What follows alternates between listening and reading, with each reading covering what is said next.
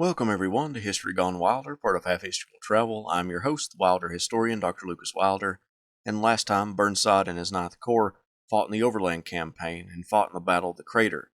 Then Burnside left on a 20-day leave. Now we join him in the last year of the war. If you like what I do, please consider subscribing to the channel if you haven't done so already, join the Patreon page, and purchase something from the Teespring store or Etsy shop. Every little bit helps. Thank you. When Burnside left on his 20-day leave, he set out with his wife for the White Mountains in New Hampshire to get some rest. Years before, his niece had told him about the beautiful scenery and fresh air in that undulating terrain, and Burnside was determined to go there when he got the chance. This leave allowed that to happen. By the end of August, his leave was up, and Burnside wired Ulysses S. Grant asking where he should await orders. Grant told him that he shouldn't return to his corps just then, because the Court of Inquiry was still in session. At the end of September, Grant ordered Burnside to send his staff back to the Corps. In mid-November, Burnside ventured south from his Rhode Island home to see the Army. He asked Grant permission to visit, and Grant said he could visit headquarters. Burnside went to see John G. Parke, his former chief of staff, and now the commander of the Ninth Corps, then took a train to City Point to meet with Grant, but the train was late, and by the time he got to City Point, Grant had boarded a steamer destined for the north. Burnside then went to Washington to meet with the president. Burnside was uncomfortable taking an army salary while doing nothing. Burnside offered his resignation, but Abraham Lincoln wouldn't accept it. While he was in Washington, he fell into a conversation with a Southern lady. When the conversation ended, he offered to walk her back to her room. When they got to her room, she invited him in and he entered, not realizing she was a prostitute. When she turned down the lights, he realized his predicament and fled the room. Burnside would visit Lincoln multiple times over the winter months, attempting to find an assignment for him. He even suggested putting himself on an expedition to close the North Carolina port at Wilmington, but that went to another general. Also over the winter months, the Committee on the Conduct of the War investigated the Crater debacle. Congressmen went to Petersburg to investigate and take statements from commanders. When they reconvened, they found that the person who was at fault for the debacle was General George Meade, the commander of the Army of the Potomac, for changing Burnside's plans to use Ferrero's troops as the lead attack force and to peel off regiments to protect the flanks and secure the captured Confederate works.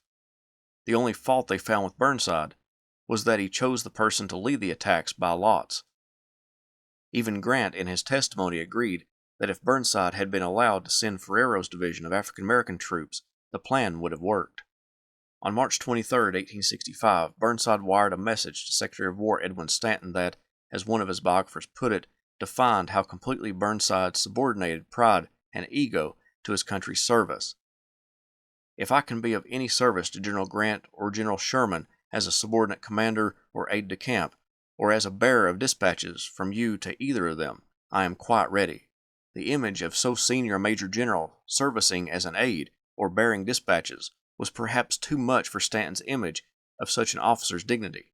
Stanton never acknowledged the telegram. On April 9, 1865, Robert E. Lee surrendered to Ulysses S. Grant at Appomattox Courthouse, and other rebel armies followed. On the last evening of Abraham Lincoln's life, Burnside mailed his resignation letter to Lincoln, with a message congratulating Stanton for his part in the victory against the Confederacy. Lincoln's death prevented the letter from being answered. On April 18th, Burnside made his last visit to Lincoln, attending the funeral in the East Room of the White House. Although he sat amongst Grant and other generals, he wore civilian clothes. The new president, Andrew Johnson, accepted Burnside's resignation letter that afternoon, dating his acceptance of it retroactively to April 15th. The war was officially over for Ambrose Burnside. In 1865, as a civilian, he still worked for the Illinois Central Railroad, but he would be made president of the Cincinnati and Martinsville Railroad. In 1866, the state of Rhode Island elected him their governor, running on the Republican ticket, still holding respect throughout the state, despite attacks against his military record. While governor, he also was president of the Rhode Island Locomotive Works at Providence, as president of the Indianapolis and Vincennes Railroad Company, and as a director of the Illinois Central Railroad Company. Henry Heath, Burnside's old West Point classmate and enemy during the war, was having financial troubles, so Burnside called Heath to him, and Burnside offered to help fund some coal mines determined by Heath. They would go into business together, but it didn't yield success, but Burnside would help his friend financially in other ways. While in New York City, a worker in the street passed out from the heat. Burnside ran to the man's side and put him in an easier position, then hailed a passing ice cart to give him ice that he applied to the man's head and hands. As a crowd gathered, Burnside left the man with another person while he went in search of a doctor. Burnside found a physician and brought him to the patient and stayed with the patient until his services were no longer needed. The former governor of Rhode Island, William Sprague, now a senator from Rhode Island, got in front of the Senate and made a speech within which he declared Burnside incompetent and his 1st Rhode Island Volunteer Regiment as cowards at the First Battle of Bull Run. Sprague received a tongue lashing by other politicians, and although Burnside didn't go on the attack, he did declare the statements unwarranted and false. In 1870, Burnside was in London attempting to find investors in his railroads when the Franco-Prussian War was going on.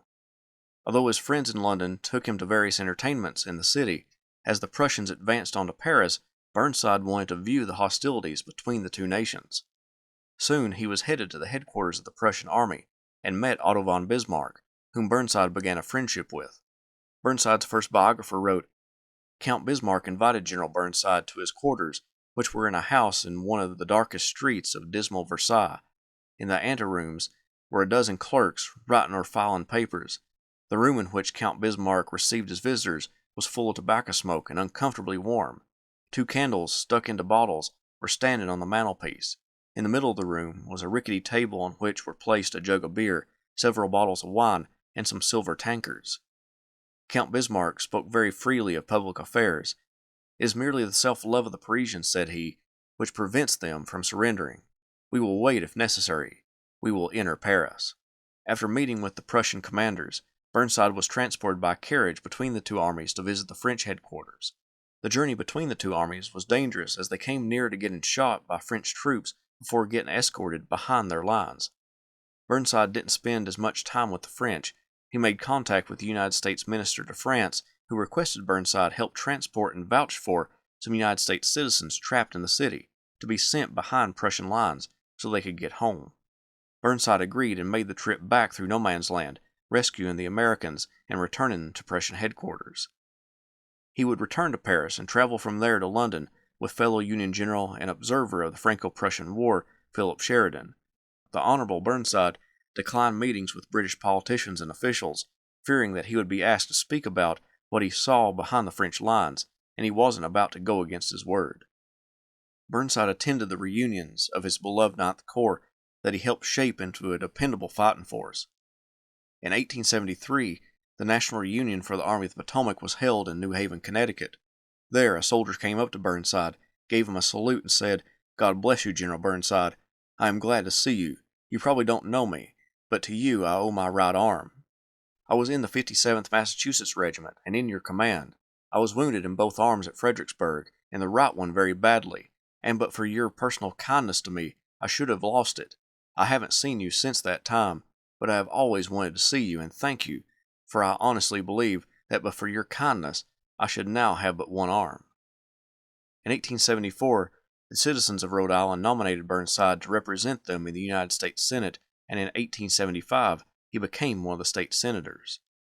Also in 1874, Burnside agreed to travel to Knoxville, Tennessee, and take part in their 4th of July celebrations. He entered the southern city with the enthusiasm of the citizens of East Tennessee, just as he had 11 years before. 4 white horses pulled his carriage around the city to attend the festivities. Burnside addressed a crowd of onlookers, saying, "It affords me very great pleasure to meet so many of my old personal friends and so many of the citizens of East Tennessee upon this occasion. At Greenville, I was met by a large number of people and welcomed by my old friend ex-President Johnson, to whom I shall always be thankful for the aid he gave me in getting my army into East Tennessee. Whatever differences we may now have with him politically, we must all give him credit for his patriotic duty during the war. I have always admired the people of East Tennessee. I read early in the war of the conflict going on here, and when I was sent to command the Department of the Ohio, I proceeded at once to organize an army to come to your relief. I came here at the head of the army to restore order and good government. I am glad that you feel so kindly to me for the way I exercised that authority. I am glad to know that in this demonstration today, men of both sides are united. It shows that a good feeling exists here. I have always believed that there were men just as honest and conscientious in the South as the North, and I always feel kindly to those who gallantly and honestly discharge what they thought was their duty. But when I say this, I do not wish to be understood as saying that the rebellion was right, or that the government has not the right to suppress it wherever it exists.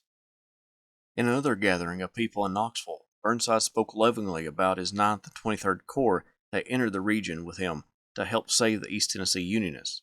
He went on to say, "I will not attempt to detail account of their services here. They are as fresh in your memories as in mine.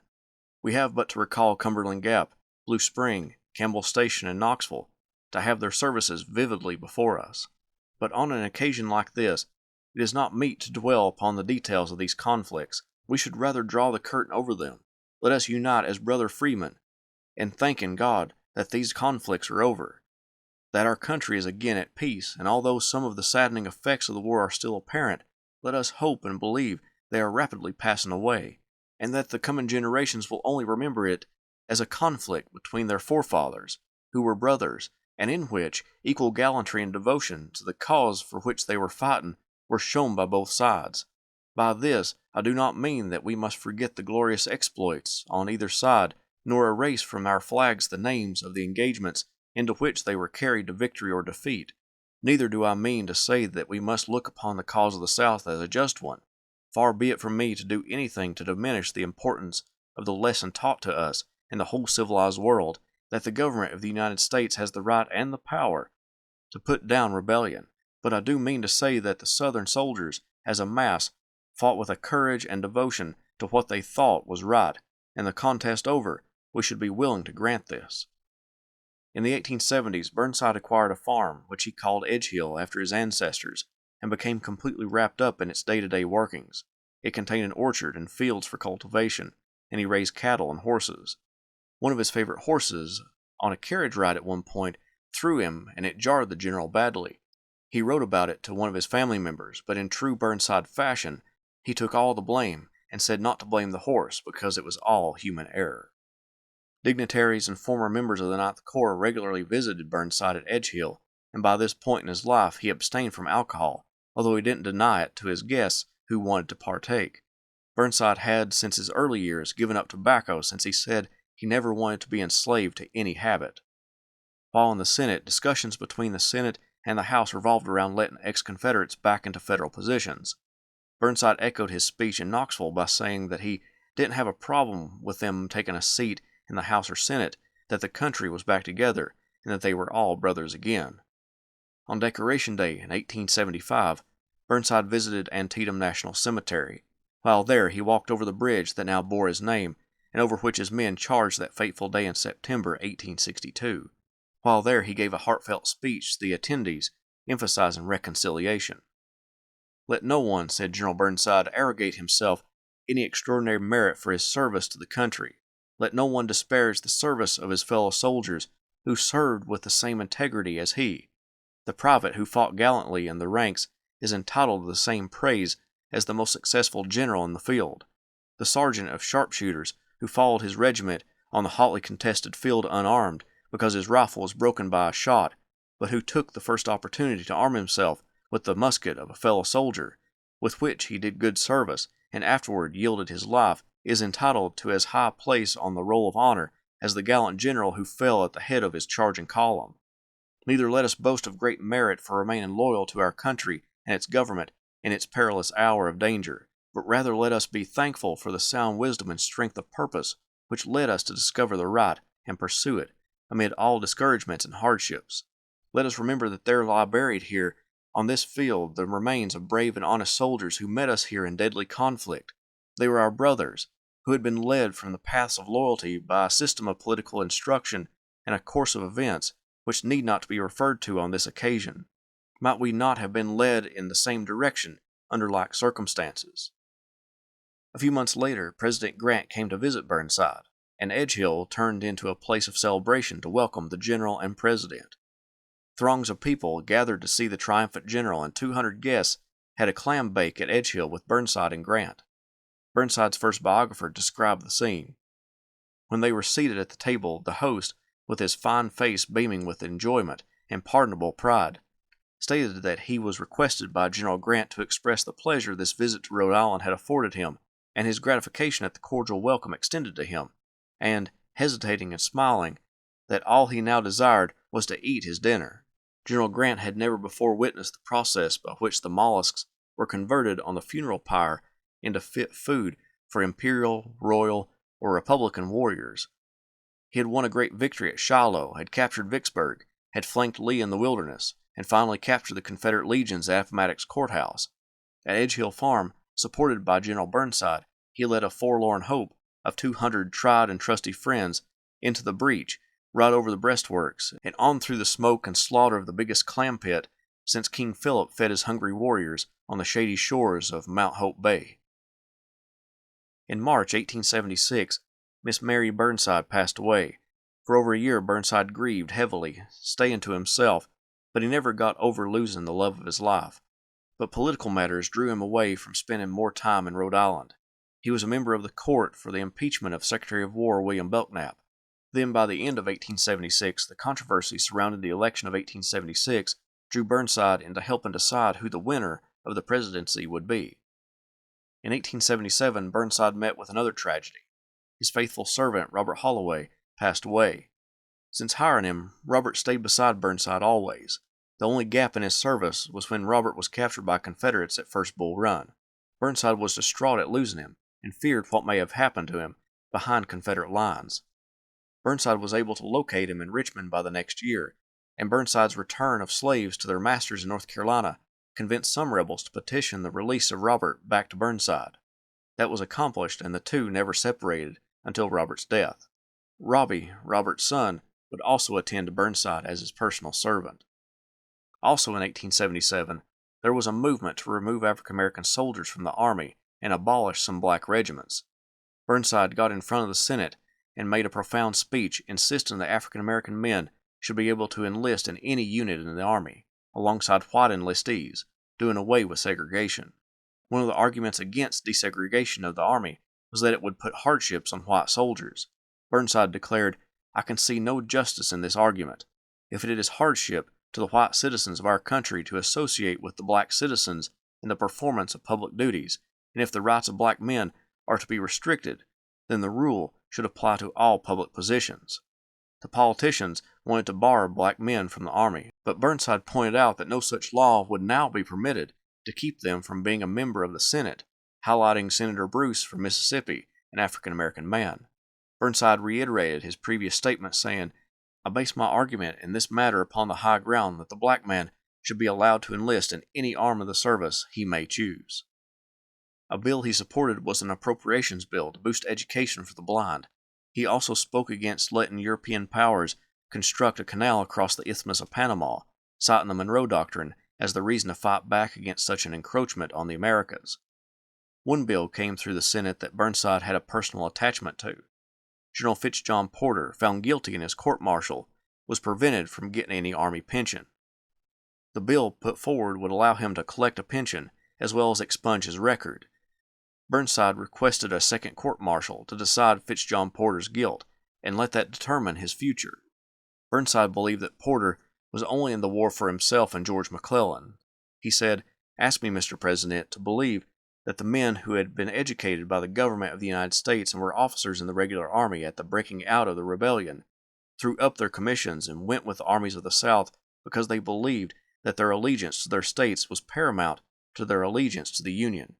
Ask me to believe that they have come back into this Union with upright intention and with loyalty in which we can be confident. Ask me to believe that all the officers and soldiers of the Confederate Army felt that they were fighting for a just cause. But ask me not to believe that General Porter, during the last days of August 1862, did not think more of the interests and advancement of one man than he did of the welfare of the Republic." As a senator, Burnside also pushed for more funds to go to education, particularly to agricultural schools. He fought to get Revolutionary War battlefields preserved and cracked down on false pensioners who attempted to defraud the government. On September 12, 1881, after taking the last of his summer guests to the train station, Burnside returned to Edge Hill. Robbie Holloway got him his slippers and dressing gown, but Burnside didn't go to sleep. He stayed up, walking the floor, complaining of chest pains. Robbie offered to go get a doctor, but Burnside said it was too late at night to disturb the physician. The next morning, Robbie found Burnside still suffering. He went to the doctor and brought him to the Burnside home. It was now after 10 a.m., and Burnside laid down on his bed and declared that something must be done, that he would like to be given morphine for the pain. Those were the last words spoken by General Burnside. At 10:55 a.m., Burnside passed away. The body lay for the memorial service in St. Michael's Church in Bristol. Then it was taken by a train to Providence, where it lay in state in City Hall. One of his pallbearers was his former chief of staff and dear friend, John G. Park. He carried Burnside's body to the grave on September 16th in Swan Point Cemetery. Union General Ambrose Burnside is still mostly remembered for his disastrous attacks at the Battle of Fredericksburg, his mud march, and the bridge on the Antietam battlefield that still carries his name. But he was much more than that. He had successes. Those successes put him in command of the Army of the Potomac, a position he didn't want. His expedition to the North Carolina coast was masterfully done, showing skill, ingenuity, and determination. His humility and disinterestedness, when offered power, demonstrated how humble and good-natured he was. He was jovial, made good conversation, and made friends with almost everyone he met.